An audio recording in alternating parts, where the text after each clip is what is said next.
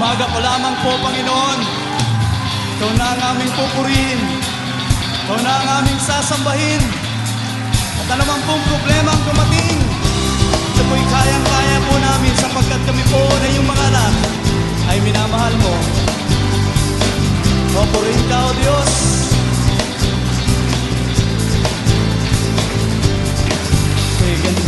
Ganda ng umaga, pag si Jesus ang inuna. Ganda ng umaga, araw-araw ay masaya. Ganda ng umaga, pag si Jesus ang inuna. Ganda ng umaga, araw-araw ay masaya.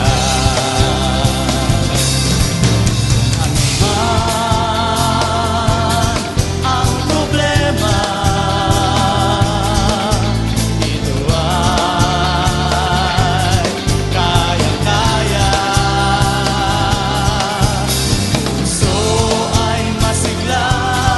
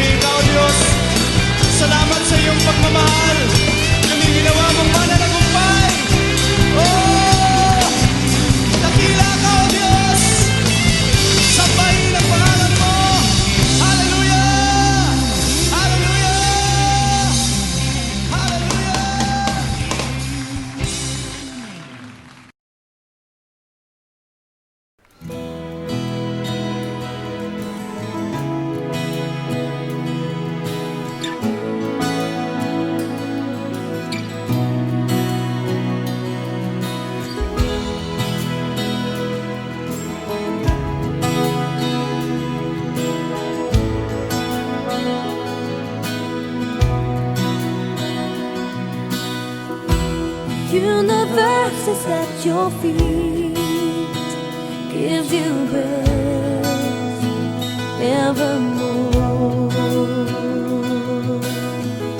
The stars will light the sky for you, and always God be praised.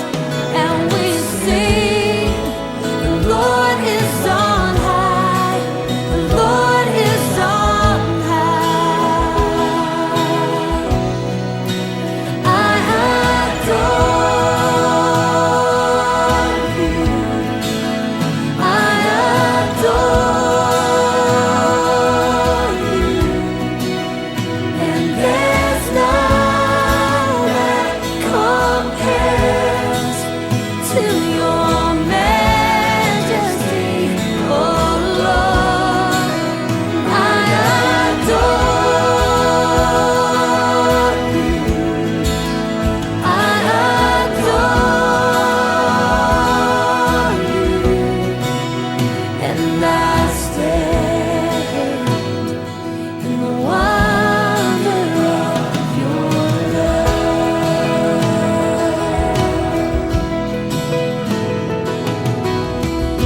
The universe is at your feet, gives you praise evermore.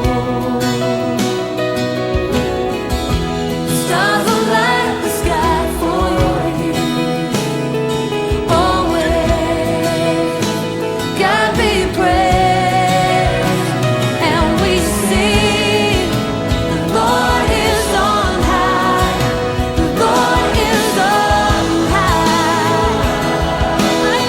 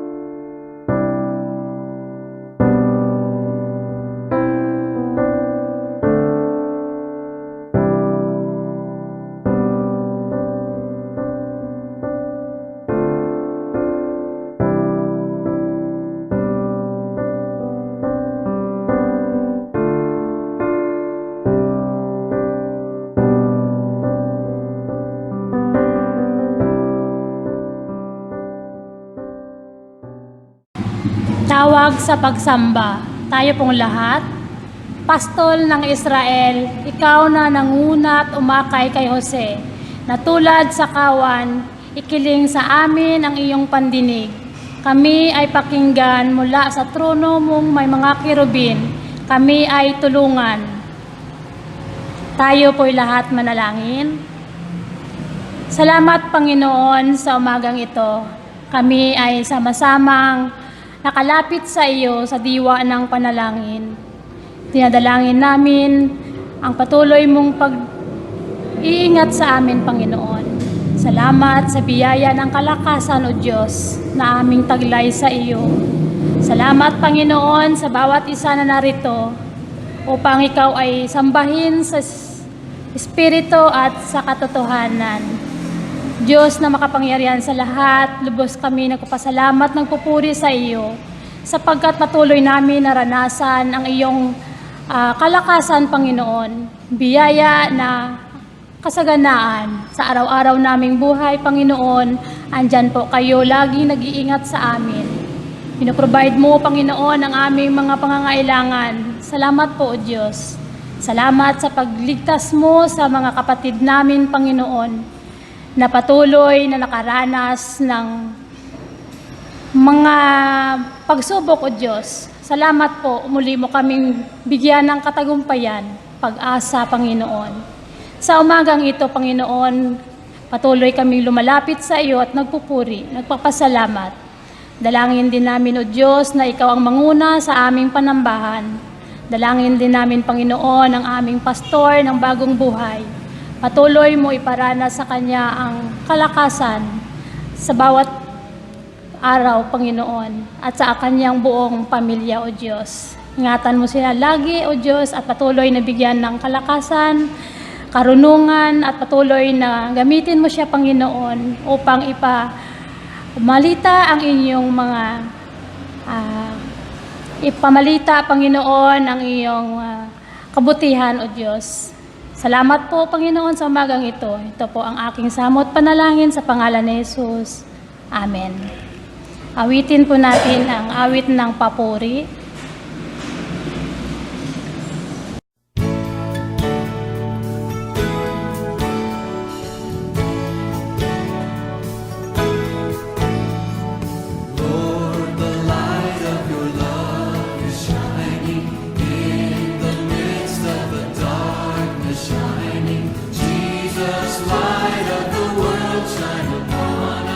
Set us free by the truth you now bring us. Shine on me. Shine on me. Shine, Jesus, shine. Fill this land with the Father's glory. Blaze, Spirit, blaze. Set our hearts on fire.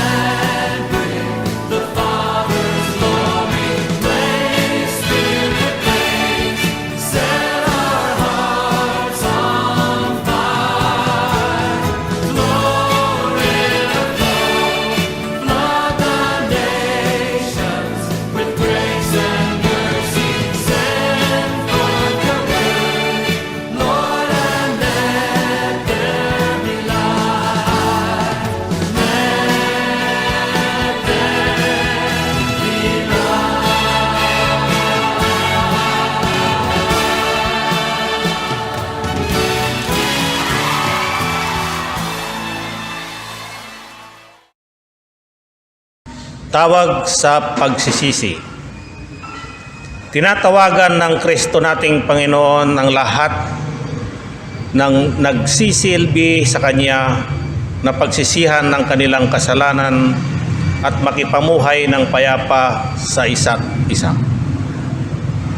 Kaya mga kapatid, ikumpisal natin ang ating mga kasalanan sa harap ng Diyos at sa isa't isa. Nasa panahon po tayo ng tahimik na pagninilay-nilay. Idulog po natin sa harapan ng Diyos ang ating kasalanan at magsisi upang igawad niya ang pagpapatawad. Tayo po ay manalangin.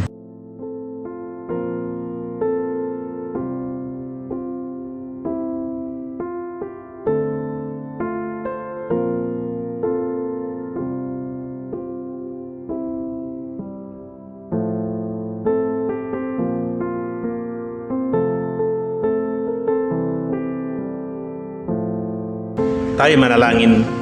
Mahabaging Diyos na aming Ama, ikinukumpisal namin madalas bigo kami na maging isang masunuring iglesia. Hindi namin naisasagawa ang iyong kalooban. Nilalabag namin ang iyong batas. Naghihimagsik kami laban sa iyong pag-ibig.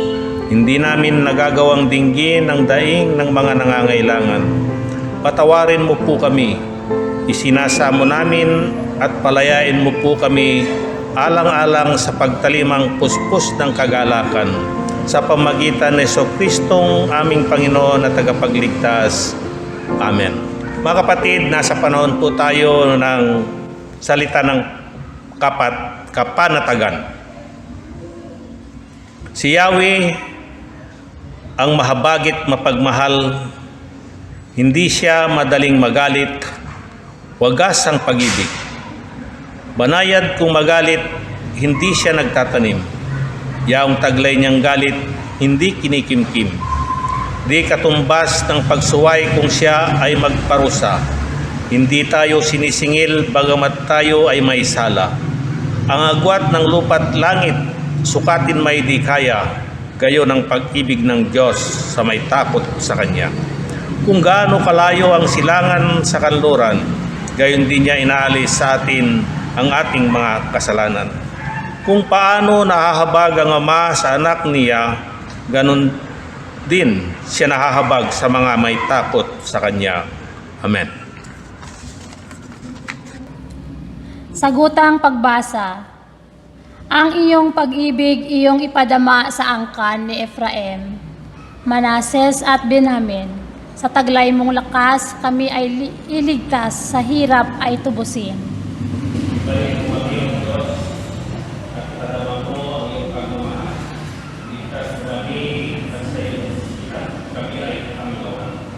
Yahweh, makapangyarihang Diyos, hanggang kailan ba patatagalin mo ang galit sa amin? Hanggang kailan padiringgin mo kami sa aming lalangin? Tayo pong lahat, masdan mo nga kami sa tuwi-tuwinay, tinapay ng luha yaong kinakain, luha ng hinagpis, ang inihanda mo na aming inumin. Awitin po natin ang tugong awit, I love you, Lord.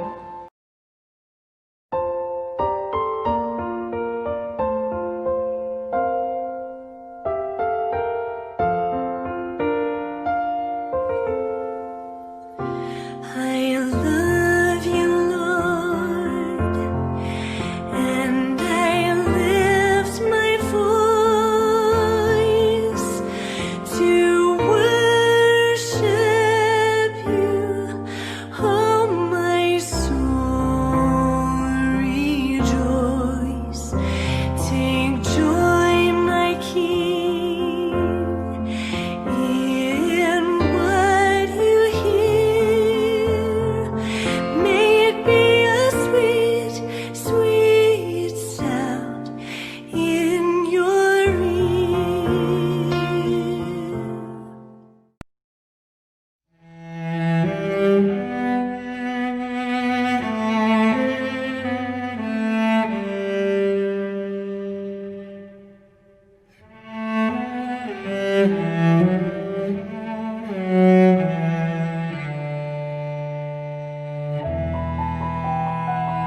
Ang korona ng pagdatal ay isang simpleng pabilog ng mga sangang may dahong kulay berde at luntian. Ito ay tanda ng buhay na walang hanggan o katapusan. Pantay na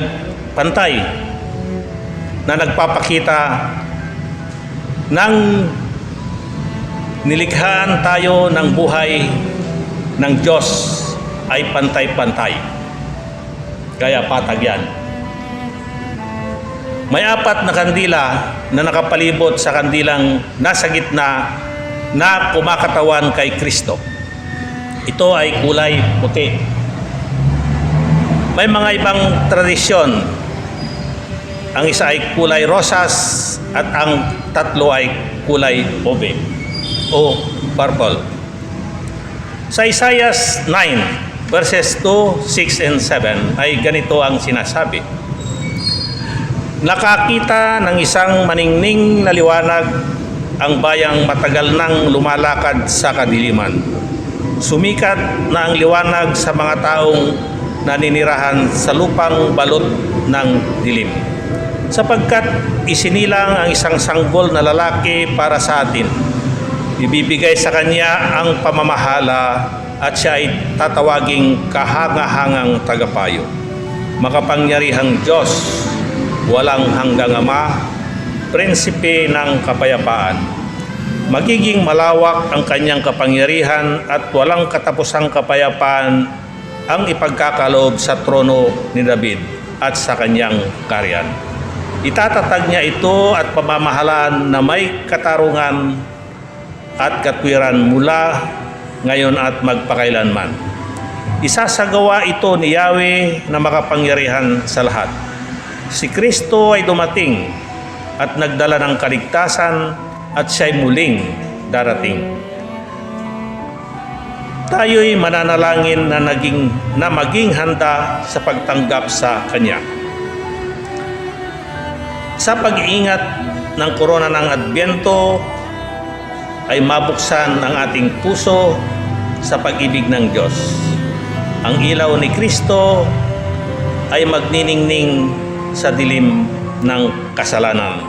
At ang koronang ito ay patuloy na magpapaalala sa atin upang maging laging handa sa muling pagdating ni Kristo. At sa panahon ng Kapaskuhan ay madama ang kapayapaan at kagalakan sa pagsisikap nating masunod ang halimbawa ni Kristo Jesus. Tayo po ay manalangin, mapagmahal at mapagkalingang Diyos, ang iyong bayan ay nagagalak na naghihintay sa pagdating ng tagapagligtas na siyang magbibigay kaliwanagan sa aming mga puso at siyang mag-aalis ng kadiliman ng kamangmangan at pagkakasala. Ibuhos mo ang iyong pagpapala habang sinisindihan namin ang mga kandila sa koronang ito. Ang kanilang liwanag ay mahayag ang kaningningan ni Kristo na siyang Diyos magpakailanman. Amen. Ang salitang Adbyente ay nangangahulugang pagdating. Kaya't itong panahon ng Adbyente ay nagbabadya ng pagdating ng Pasko. Panahon ng pagdiriwang ng pinakamahalagang pangyayari sa buong kasaysayan. Ang pagdatal ng Diyos sa sanlibutan. Pasko na. Kaya nga't 4 na linggo bago dumating ang araw ng Pasko, ihahanda natin ang ating sariling buhay. Habang tumitingin tayo sa mga araw ng bukas, ay dapat na balikan natin ang alaala ng dakilang pag-ibig ng Diyos sa atin. Ang kanyang anak na si Hesukristo, Diyos na nagkatawang tao at tumahan sa gitna natin. Emmanuel, na ang ibig sabihin ay ang Diyos ay nasa atin. Mas higit na malalim na kahulugan ng ating pagdiriwang ngayon. Una, ginugunita natin ang unang pagdating niya 2,000 taon nang nakaraan.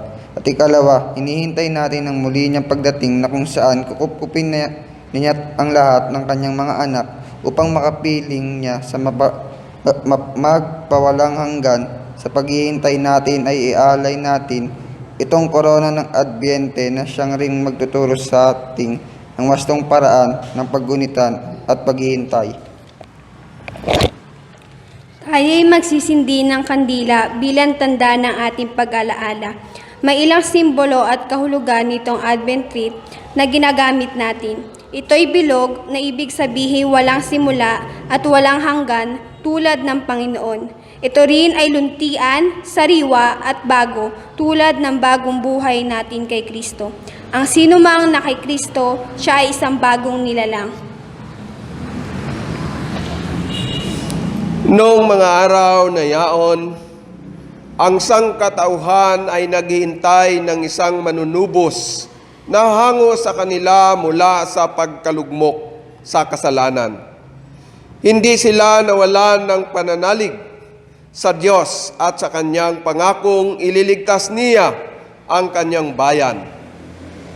Nagsalita ang mga propeta at nagsabing darating ang isang mananakop na siya ring magbibigay ng liwanag sa nadirimlang mundo.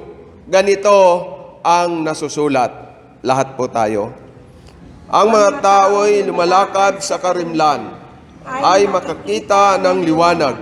Silang nangabubuhay sa anino ng kasalanan, ngayoy inilawan na ang mga landas. Ginugunita natin ang munting ilaw na iyon sa pamamagitan ng pagsindi ng unang kandila sa Advent tree. Sa ganitong, ginugunita rin natin ang pag-asa na darating ang Panginoon at tutuparin na niya ang kanyang pangako.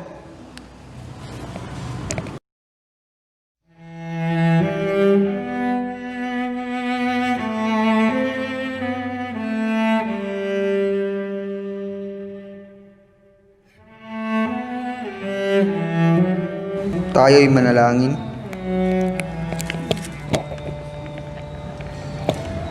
O Diyos aming Ama, naghihintay kami sa iyong anak na dumating sa amin. Tulungan mo kaming makita siya sa kanyang pagdating sa amin sa salita ng banal na kasulatan. Sa pamamahalan ng aming mga pamilya at sa pang-araw-araw ng mga pangyayari sa aming trabaho at maging sa paglalaro. Ito ang aming dalangin. Sa pangalan ni Jesus. Amen.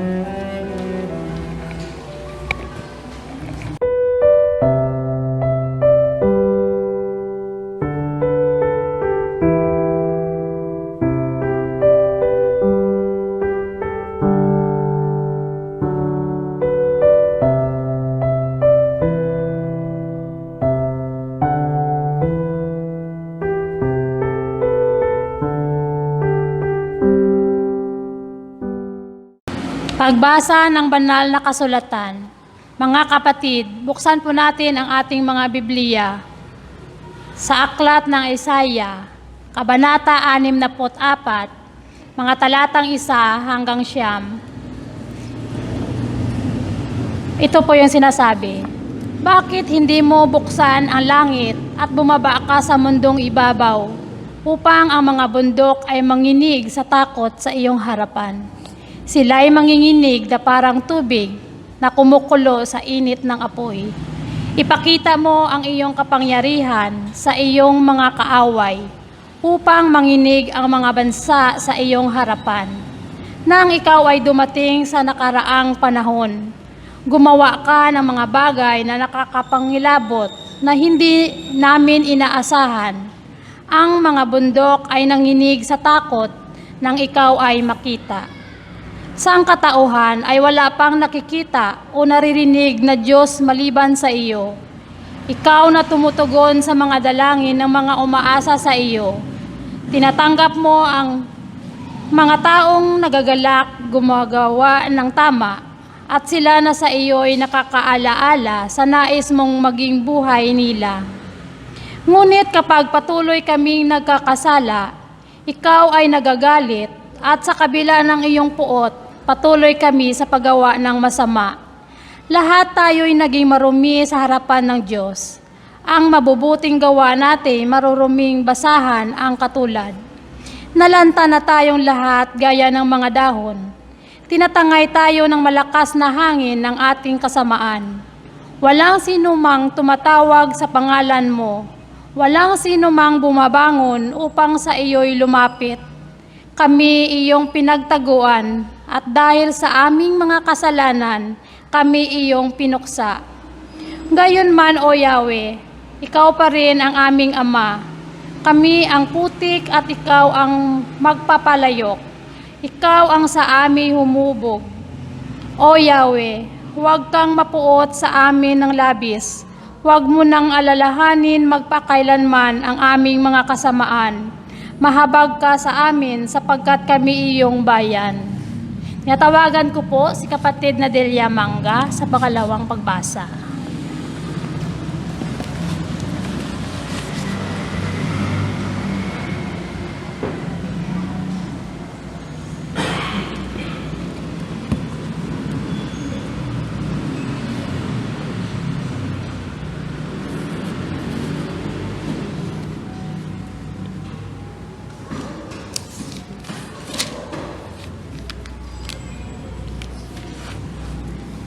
Buksan natin ang ating Biblia sa unang Korinto, Kabanata 1, talatang 3 hanggang 9. Sumainyo nawa ang pagpapala at kapayapaan mula sa Diyos na ating Ama at Panginoong Hesukristo.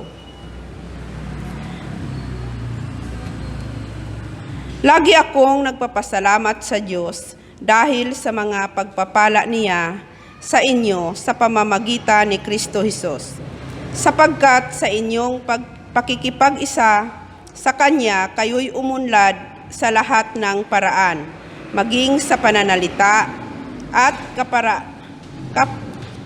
kaalaman. Ang katotohanang ipinangaral namin tungkol kay Kristo ay malinaw na nakikita sa inyo. Ano pat, hindi kayo nagkulang sa anumang kaloob na espiritual habang hinihintay ninyong mahayag ang ating Panginoong Hesukristo. Kayo'y alalayan niya hanggang sa wakas upang matagpuan kayong walang kapintasan sa araw ng ating Panginoong Hesukristo. Tapat ang Diyos na tumatawag sa inyo upang kayo'y makipag-isa sa Kanyang anak na si Hesukristo, ating Panginoon. Purihin ang Panginoong Diyos. Tayo pong lahat ay tumayo at basahin natin ang Ebanghelyo ng ating Panginoon na sinulat ni Marcos mula Kabanatang 13, talatang 24 hanggang 37. Ang pagbabalik ng anak ng tao. Subalit sa mga araw na iyon, pagkatapos ng kapighatian iyon, magdidilim ang araw, hindi magliliwanag ang buwan.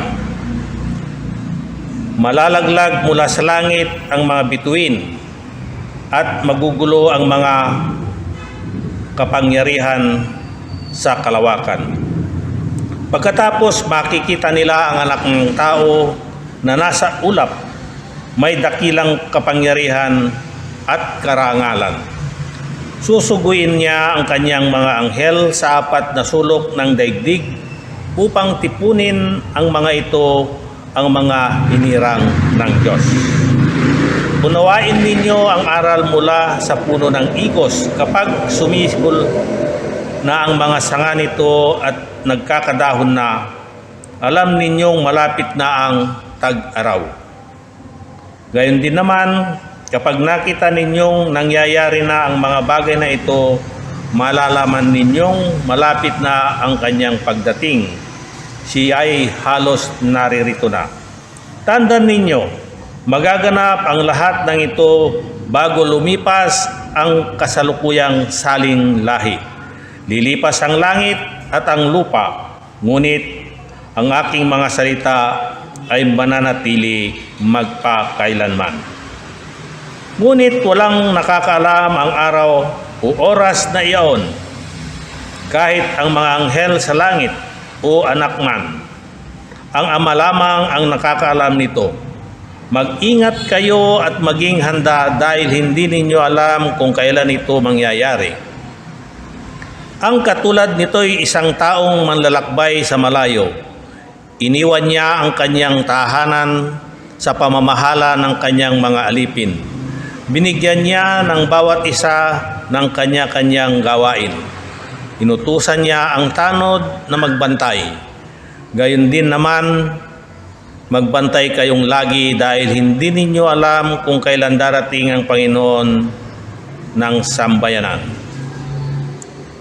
Itong maaring takip silim sa ating gabi, sa madaling araw o kaya'y sa umaga. Baka siya biglang dumating at maratnan kayong natutulog. Ang sinasabi ko sa inyo, sinasabi ko sa lahat, maging handa kayo. Mga kapatid, ito ang salita ng ating Panginoon para sa atin na kanyang mga anak. Purihin ng Diyos.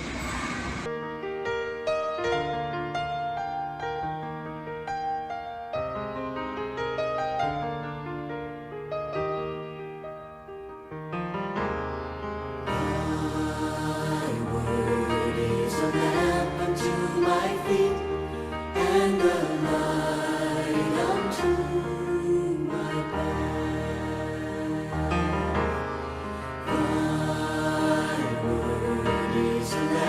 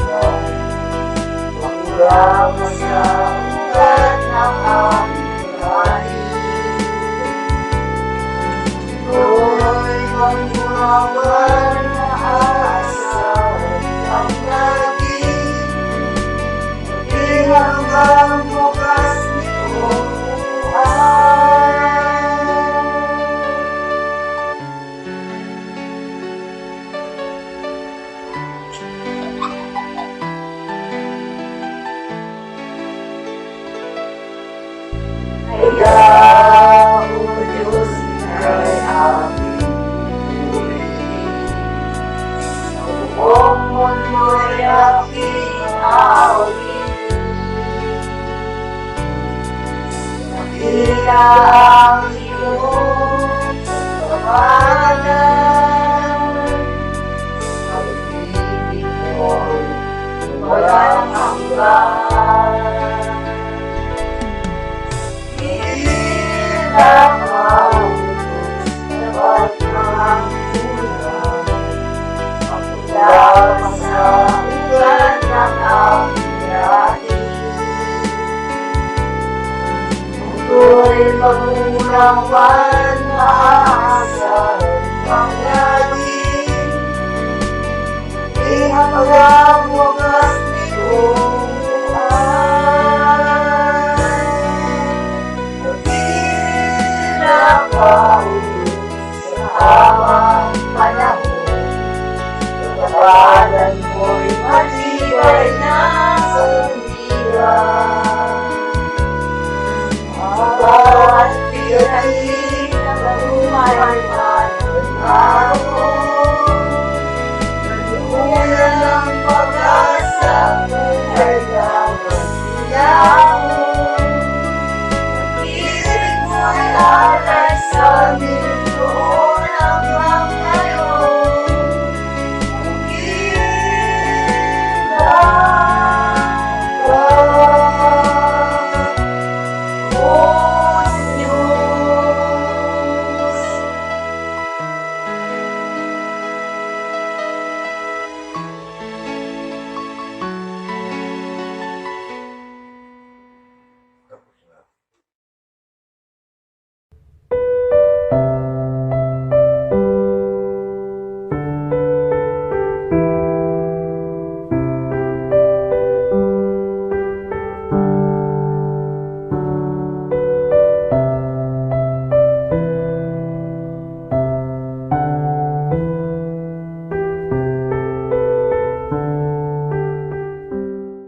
Magandang umaga po sa inyong lahat.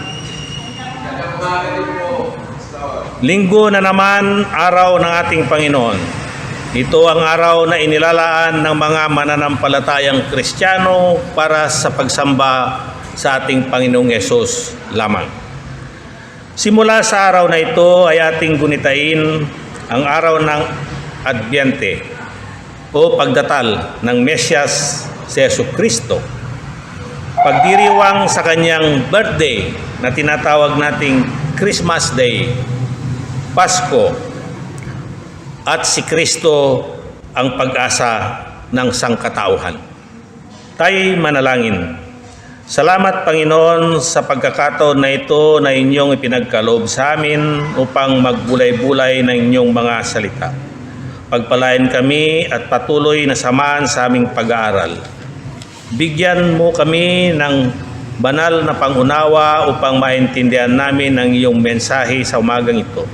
Matanggap may sa pamuhay at may bahagi namin sa aming kapwa. Sa pangalan ng aming Panginoong Yesus, ito ang dalangin namin. Amen. Ang ating pag-aralan ngayong umaga ay ang pag-asa na kumakatawan sa unang kandila ng Advent na siya nating sinindihan ngayon. May pag-asa pa ba? Meron. Tunghayan natin kung paano natin ito makakamtan. Nakatingin tayo sa kasalukuyan at nakatanaw tayo sa bukas at madalas hindi tayo hopeful. Sabi ng iba ay huwag na lang tayong umasa para hindi sumama ang ating kalooban at hindi tayo mabigo. Ngunit ang sinumang tao ay lumalakas ang loob kapag nagkakaroon siya ng pag-asa. Mayroong isang kwento na aking ibabahagi na kanilang isinagawa. Mayroong nag-experiment na ginawa sa dalawang daga na inilagay sa tangke ng tubig. Ang isa ay tinakpan at pinanatiling madilim ang kalagayan. At yung isa ay may yung isa ay may bukas, nakikita ng daga, yung itaas may liwanag.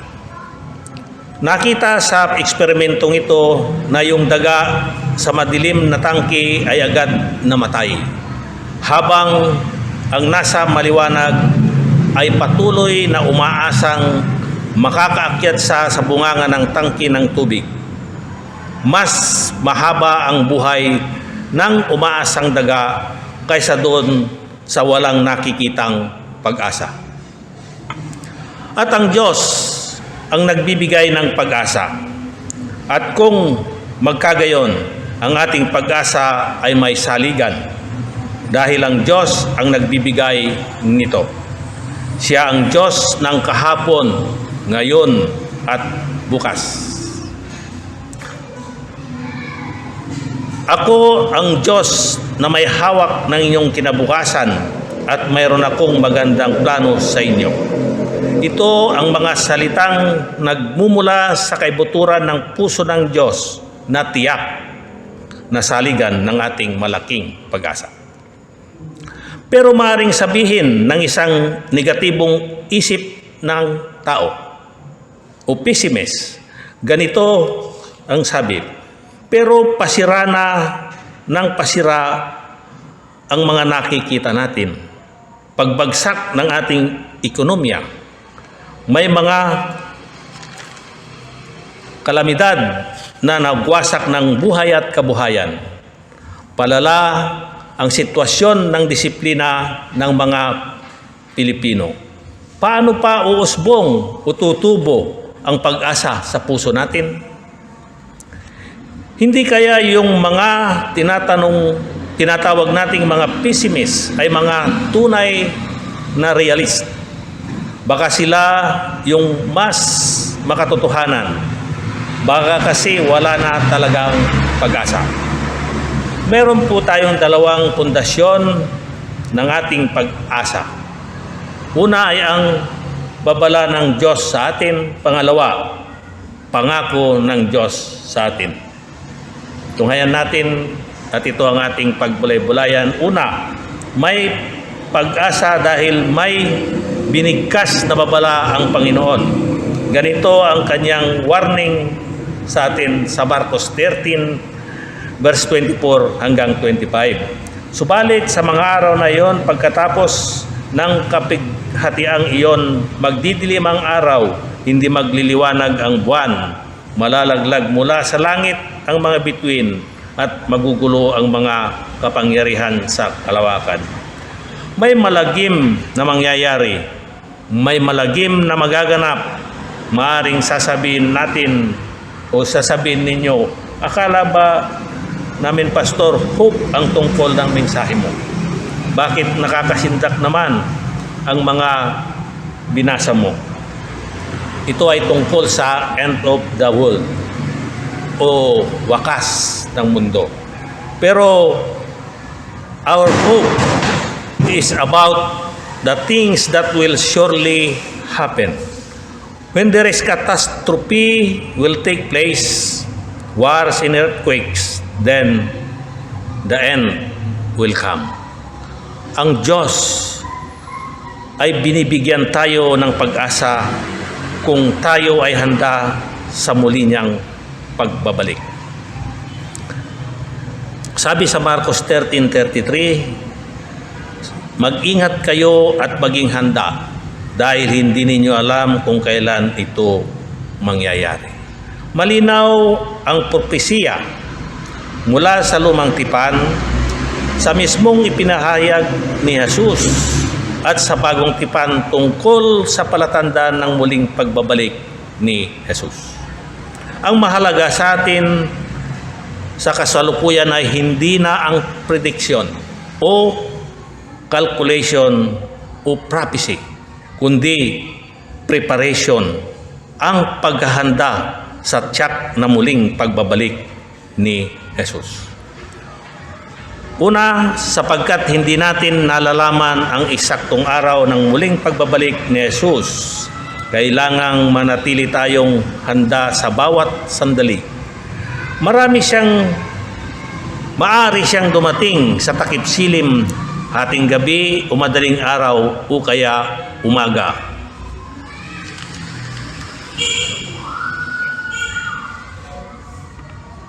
Pangalawa, habang tayo ay naghihintay sa muling pagbabalik ni Jesus, ipagpatuloy natin ang ating mga gawaing naayon sa kanyang banal na kalooban at nakapagbibigay sa kanyang banal na kalooban at nakapagbibigay sa kanya ng pinakamataas na kapurihan.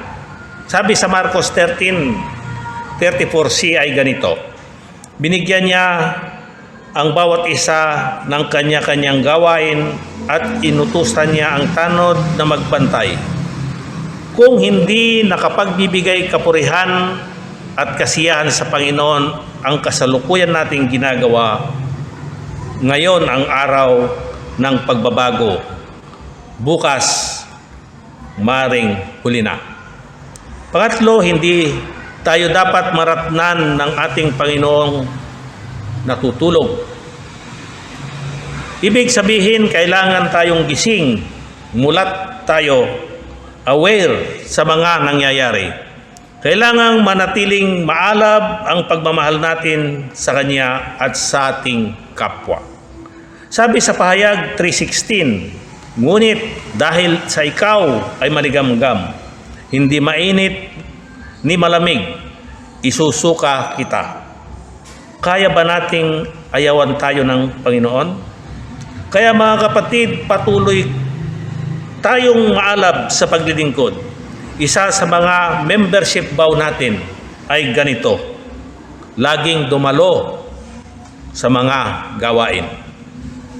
Pangapat, pakainin nating lagi ang ating espiritu sa pamagitan ng prayers, pagbabasa at pag-aaral ng Biblia, pagdalo sa pananambahan kahit nasa online worship service at paglilingkod sa kapwa. Ang pangalawang pundasyon ng ating hope ay ang Diyos ay gumawa ng pangako. Sa Jeremiah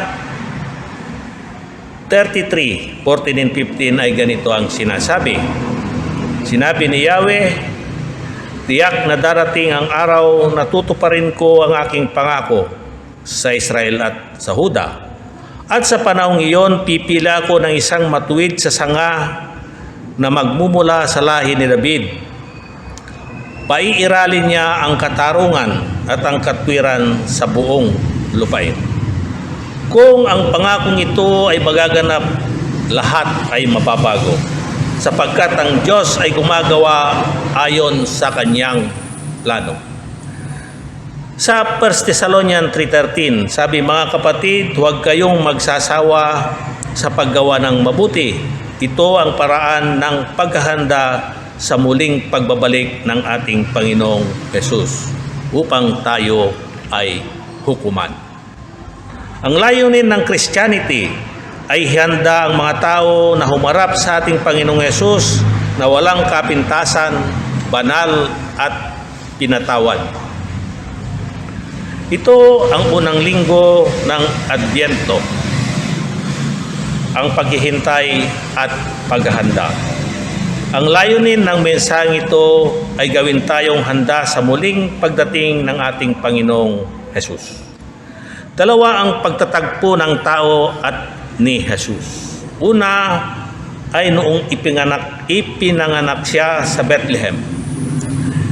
Ipinanganak siyang naghirap.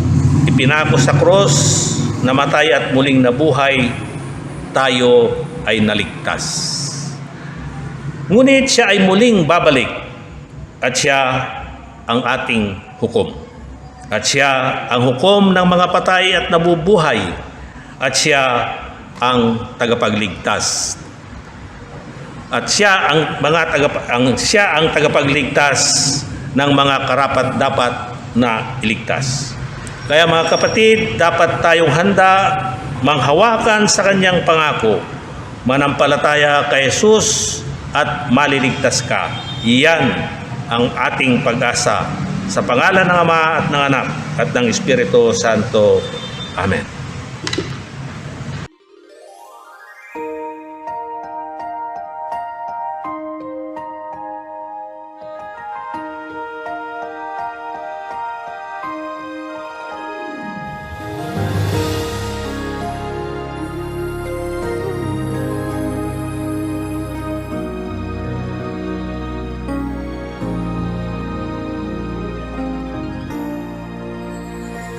Give thanks with a grateful heart. Give thanks to the Holy One. Give thanks because He's given Jesus Christ, His Son. Give thanks with a grateful heart.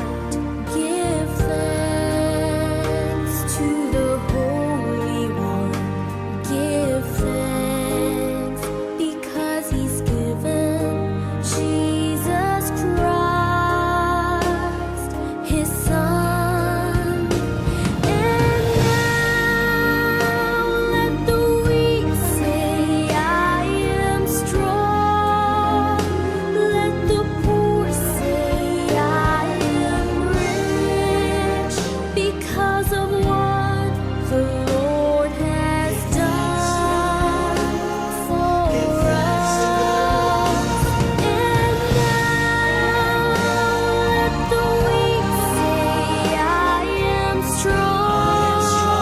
Ay manalangin. Poor say, I am rich. Muli o Diyos, kami nagpapasalamat sa patuloy na iyong pagbubuhos ng pagpapalat biyaya sa bawat isa sa amin. Narito o Diyos, ang bahagi nito aming inaalay, inihahandog bilang pasasalamat sa iyo. Kaya nga o Diyos, inyo nga pong pagpalain ng mga ito at naway magamit para sa pagpapalawak, pagpapaunlad ng iyong ministeryo dito sa aming lugar. Pagpalain mo rin o Diyos ang iyong mga anak na nagkaloob nito kasama ang kanilang buong pamilya. Ganon din ang kanilang mga trabaho at hanap buhay, o Panginoon. Ito po ang aming dalangin sa pangalan ni Jesus. Amen. Give thanks because He's given Jesus Christ, His Son.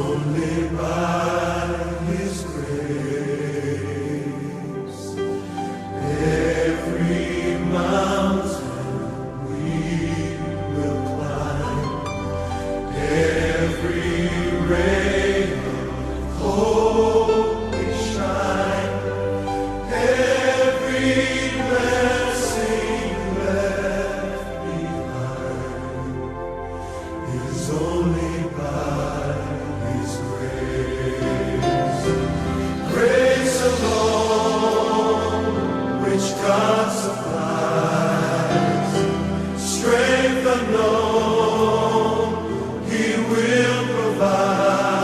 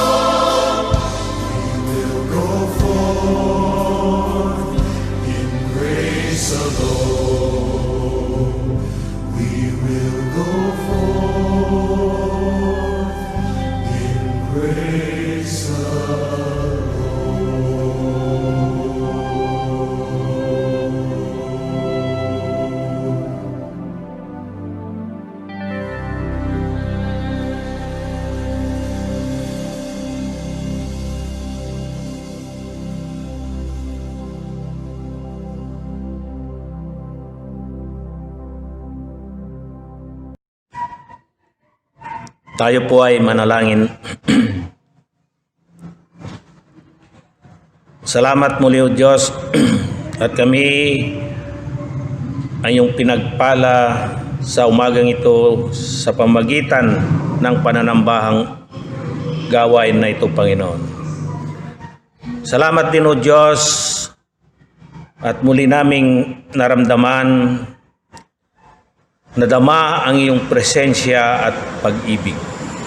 O Panginoon, kami ngayoy nagagalak sapagkat muli mo kaming pinagkaluban ng kalakasan. Ang nanghihina naming loob, nawawala ng pag-asa'y iyong binago. Binigyan kami ng malaking pag-asa, Panginoon. Salamat din sa linggong ito na kung saan aming pinagdiriwang ang First Sunday of Advent, na kung saan kami inaalala ang kapanganakan ng iyong bugtong na anak. At muli naming hinihintay at naghahanda sa muli niyang pagbabalik upang kami ay hukuman. Nagpapasalamat din kami o Diyos sapagkat kayo lagi ang patuloy na kumakalinga at nagkakalob ng aming pangailangan sapagkat pinangako mo na kami ay inyong hindi pababayaan ni iwan man o Panginoon. At ito o Diyos ay aming pinanghahawakan. Kaya muli o Diyos aming hinihiling na pagpalain mo po kami. Inyo rin pong pagpalain ng lahat ng kaanib ng iglesyang ito at ganun din ang kanilang mga kinakaanibang pamilya. Niling po namin inyo nga po silang pagkaisahin at buklurin po ninyo sila ng iyong dakilang pag-ibig at maglingkod sa iyo na nagkakaisa o Panginoon. Dinadalangin din po namin ang aming mga kapatid na nagdiriwang ng kanilang kaarawan sa linggong ito. Patuloy niyo po silang gabayan at ingatan sa darating pang mga araw o taon ng kanilang buhay o Panginoon. Inyo rin pong pagpalain ang aming mga kapatid na nagkasakit na sila ngayon ay nagpapagaling na. Tulad ng aming kapatid na si Ricky Jessica, o Panginoon, kay buti mo sa buhay niya. Sa loob ng 2 buwang nagtiis sa loob ng pagamutan, siya po ngayon nasa kanila ng tahanan at nagpapagaling kasama ang kanyang mga mahal sa buhay. Inyo rin pagpalain ang kanyang mga mahal sa buhay na patuloy na nagkakalob sa kanya ng kalinga at pagmamahal, o Panginoon. Ganon din namin dinadalangin ang lahat ng aming mga mag-aaral na patuloy na isinasakatuparan ng mandato sa kanila na mag-aral sapagkat ito'y kailangan sa mga bata at kabataan upang sila'y matuto ng mga aral na nagbubot sa iyo sa pamagitan ng mga guro na itinalaga mo upang sila ang daluyan ng iyong pagtuturo, Panginoon. Pagpalain mo rin ang mga gurong ito at ganon din ang lahat ng mga magulang na patuloy na nagbibigay ng kanilang buhay, mapag-aral ang mga batang ito at may provide lahat ng kanilang pangailangan. Ganon din o Diyos, aming idinadalangin ang aming bansang Pilipinas. Batid mo po o Diyos na mayroong mga pagsubok na dumating at maraming mga kababayan namin ang naapektuhan nito. Kaya't pagpalain sila at patuloy silang kalingain at patuloy na ipagkaloob ang pangailangan nila. Lalo na, O Diyos, ang mga naninirahan pa sa mga evacuation center at ang mga anak mong patuloy na nagsusurvive, O Panginoon. Ganon din, O Diyos, aming dinadalangin ang Bagong Buhay United Methodist Church at lahat ng kanyang mga gawaing itinalaga mo, na nawa ito'y magtagumpay at patuloy na ipagkaloob ang patuloy na pagkakaloob ng inyong mga anak na patuloy na nagbibigay tulong dito, O Panginoon. O Panginoon, hindi na namin sila banggitin ng kanilang pangalan. Kilala mo sila. Kaya't patuloy mo silang pagpalain at pasaganahin ng kanilang buhay, O Panginoon. Muli, O Diyos, sa aming pong panandaliang pagtatapos, aming hinihiling na patuloy mo kaming pagpalain at sa aming pag-uwi, sa aming mga uuwian, ay kayo, O Diyos, ang patuloy na maghatid sa amin ng ligtas at payapa. Sa pangalan ni Jesus, Amen.